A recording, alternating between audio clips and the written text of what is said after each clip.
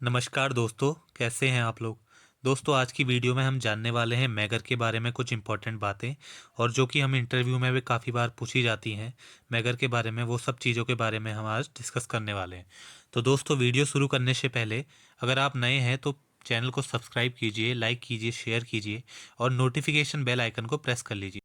तो चलिए वीडियो शुरू करते हैं। पहला सवाल हमारा ये आता है कि व्हाट इज़ अ मैगर। आखिर मैगर होता क्या है। The megger is a instrument used for measuring the resistance of a insulation. तो दोस्तों, मैगर को जानने से पहले हमें ये पता होना चाहिए कि इंसुलेशन रेजिस्टेंस होता क्या है। तो जैसा कि आप देख सकते हैं फिगर में, ये हमारा 5 कोर का केबल है, जिसमें हमारे ये 5 कोर हैं और इसके ऊपर हमने इंसुलेशन किया है। तो कोर के ऊपर हमने इंसुलेशन इसलिए किया है ताकि अगर हमारे ये दो कोर आपस में टच हो तो इसमें शॉर्ट सर्किट ना हो। अगर हमारे यहाँ इंसुलेशन नहीं किया होगा तो और ये आपस में टच हो जाते हैं तो ये हमारा शॉर्ट सर्किट हो सकता है इधर, इसलिए हम इसके ऊपर इंसुलेशन कर देते हैं। दोस्तों, जैसा कि आपको पता है कि हर चीज़ का कुछ ना कुछ रेजिस्टेंस होता है, चाहे वो कुछ भी चीज़ हो। वैसे ही हमारा ये इंसुलेशन का कुछ ना कुछ रेजिस्टेंस होता है, इसी को हम इंसुलेशन रेजिस्टेंस बोलते हैं। तो दोस्तों, जो डिवाइस हमारे इंसुलेशन रेजिस्टेंस को मेज़र करती है उसे हम मैगर बोलते हैं। Types of megger. मैगर हमारे दो टाइप्स के होते हैं। पहला है हमारा इलेक्ट्रॉनिक टाइप मैगर, जो हमारा बैटरी से चलता है, और दूसरा है हमारा manual type hand operated megger.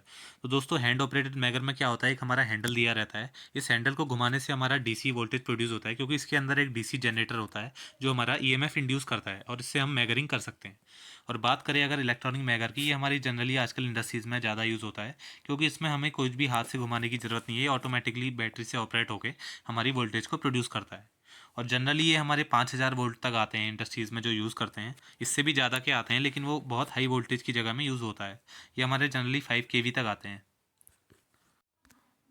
दोस्तों, अब हम जानते हैं मैगर से हम टेस्टिंग कैसे करते हैं। जैसा कि आपको पता है, मैगर हमारा डीसी जनरेट करता है, और हमारे जितने भी इंडस्ट्रियल इक्विपमेंट है वो 415 वोल्ट एसी में चलते हैं। दोस्तों, होता क्या है, हम क्या करते हैं, मैगर को 500 वोल्ट डीसी सप्लाई में सेट करते हैं, और ये 500 वोल्ट डीसी हमारे पूरे हमारे बस बार और पैनल में दौड़ती है, और इससे हमारा मैगर का इंसुलेशन रेजिस्टेंस की पता चलता है। दोस्तों, हमें मैगर करने से पहले कुछ इंपॉर्टेंट बात का याद रखना चाहिए।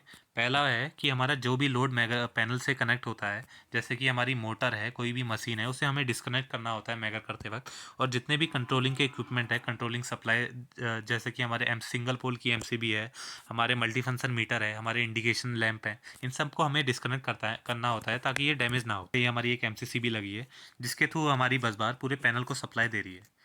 ये हमारी आर बस बार है, ये वाई है, ये बी है, और ये न्यूट्रल है। दोस्तों, सबसे पहले मैगर में हमारी दो तार होती है। पहला है हमारा पॉजिटिव, जो रेड होती है, और एक हमारा नेगेटिव, वो ब्लू होती है। जैसा कि आपको पता है, हमारी डीसी जनरेट होती है मैगर से। तो दोस्तों, पहले क्या करते हैं हम, और आर और वाई में हम अपनी प्लस और नेगेटिव की तार कनेक्ट करते हैं। पहले इसका मेजरमेंट लेंगे, और ये 1 या 2 मिनट तक चलेगा हमारा मैगर। उसके बाद इसकी वैल्यू रीडिंग आ जाती है। उसके बाद क्या करेंगे, हम वाई से बी का लेंगे, फिर बी से आर का लेंगे, फिर रेड से न्यूट्रल का, फिर वाई टू न्यूट्रल, फिर बी टू न्यूट्रल, फिर आर टू अर्थ, फिर y to earth, b to earth, फिर न्यूट्रल टू अर्थ। अर्थ से करते वक्त हम क्या करेंगे, आर से प्लस वायर कनेक्ट करेंगे, और जो नेगेटिव वायर है वो पैनल की बॉडी से टच कर लेंगे, जो हमारा अर्थ रहता है। तो इस प्रकार हमारी मैगर की टेस्टिंग होती है। दोस्तों, अब हम 11 kV जो एच टी केबल होती है उसका मैगर के बारे में जानते हैं। दोस्तों, ये हमारी 11 kV की एच टी केबल है, जो हमारी 3 फेस की है, और ये हमारा आर्मर है। दोस्तों, जैसा पहले आपको ये पता होना चाहिए, ये हमारा आर्मर जो है वो अर्थ रहता है, और ये हम इसे आर फेस मान लेते हैं। ये हमारा वाई फेस मान लेते हैं, ये हमारा बी फेस मान लेते हैं। तो उसमें भी हम वैसे ही करेंगे, पहले आर से वाई करेंगे, फिर वाई से बी करेंगे, और अर्थ करते वक्त हम आर से आर्मर को कनेक्ट कर लेंगे। मतलब प्लस हम यहाँ दे देंगे आर में, और नेगेटिव हम हमारे आर्मर में कनेक्ट कर देंगे, क्योंकि हमारा जो आर्मर है वो हमारा अर्थ रहता है, और ये हमारा अर्थ का वैल्यू बताएगा। तो r to earth, y to earth, फिर बी टू अर्थ करेंगे। तो ऐसे हमारा केबल का मैगर होता है।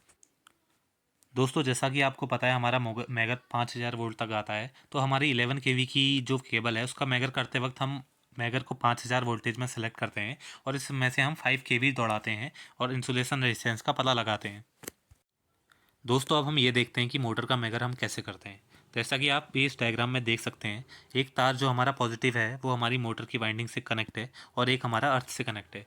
होता क्या है, जब हम मैगर करते हैं हम ये पता लगाते हैं कि जो हमारी मोटर की वाइंडिंग है वो कहीं हमारी मोटर की बॉडी से टच तो नहीं हो रही है। अगर ये मोटर की बॉडी से टच हो रही है तो हमारा जो इंसुलेशन रेजिस्टेंस है वो 0 ओम आएगा, जिससे हमें मोटर की वाइंडिंग का पता लग जाएगा। दोस्तों अगर हमारी मोटर की वाइंडिंग बॉडी से टच होती है तो हमारी जो मोटर है उसमें से कोई लीकेज करंट फ्लो होगा, जो कि हमारा जो ऑपरेटर काम कर रहा है उसके लिए इलेक्ट्रिकल शॉक का कारण बन सकता है और वैसे ही हमारी मोटर को भी डैमेज कर सकता है। तो अगर हमारा ये इंसुलेशन रेजिस्टेंस 0 ओम आता है तो हम मोटर का मेंटेनेंस करते हैं और उसका हम जो भी इसका वाइंडिंग वगैरह टच है उसे सही करते हैं। तो ऐसा आप डायग्राम में देख सकते हैं, ये हमारा एक तार वाइंडिंग में है और एक हमारा अर्थ में है।